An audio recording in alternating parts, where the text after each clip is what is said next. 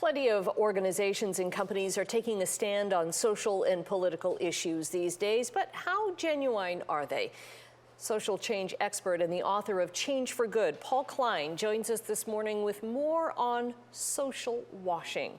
Good morning. Thanks for joining us. Hi, Annette. Nice to be there, or here. I'm sure it's easy for companies or organizations to post things on social media saying, oh, Black Lives Matter, we support that, or every child matters. But how do you know what's authentic and what is just there for promotion? Well, that's a really great question, and it's such an important question because, the whole premise of Change for Good is that companies do more than talk about what they're doing, but actually have to do something, and we're in a space where corporations are rooted in what I call CSR light, which is they become very good at telling stories, but not doing enough. And CSR is corporate social responsibility.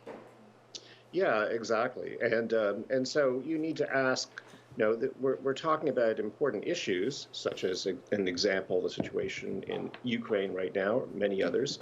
And you have to be doing more than just promoting. You actually have to have a program. So that's one of the things I would advise people to look for. Where's the program?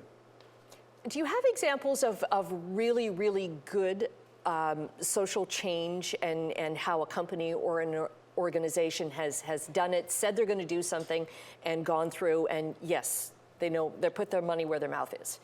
Well, I have to say, one of the most important examples in the country of business and social change happened in Hamilton. And there's a story there which we can learn so much from, and it's so relevant today. And it was in 1948. It was called the Taylor Project.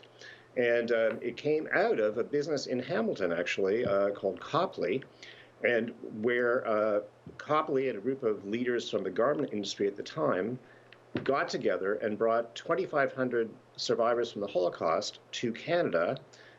They were refugees, and the innovation was they had jobs for them as soon as they came to Canada. So there's an amazing example of business contributing to social change more than 70 years ago, by and directly through employment. And the whole thing started in Hamilton, and it's something we can learn from today, yes. Which is actually that, businesses, look what the opportunity is today for, to be for refugees from Ukraine or other things. It's an incredible example. Copley Apparel is still doing very, very well. They're thriving. I actually didn't know that about them. Now, what about some bad examples? Do you mind? You can leave the companies out if you wish, or the organizations out. But what are some? I know I see, I kind of look jaded on things where somebody just changes their logo or puts a ribbon symbol on there. I'm like, what are you really doing?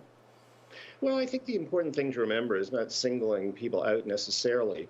But, many companies actually do what I would say would be good and bad things at the same time, or good and not so good things. So it's not good enough to have, say, turn your website black in support of Black Lives Matter. You actually have to be, doing this in a much deeper way, which involves, hiring, involves leadership, involves who's on your board of directors. Policy changes. All that stuff, exactly.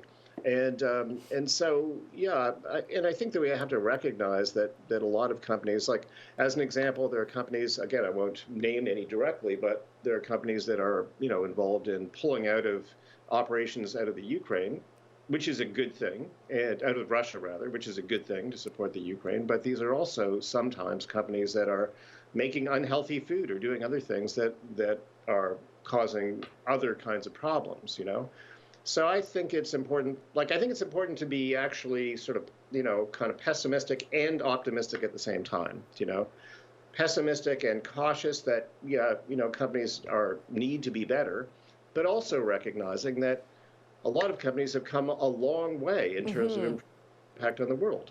That's how I look at it.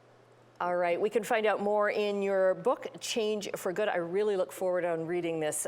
Paul Klein, thank you for joining us today. We'll get your links up at our website, chch.com. Great, thanks, Annette.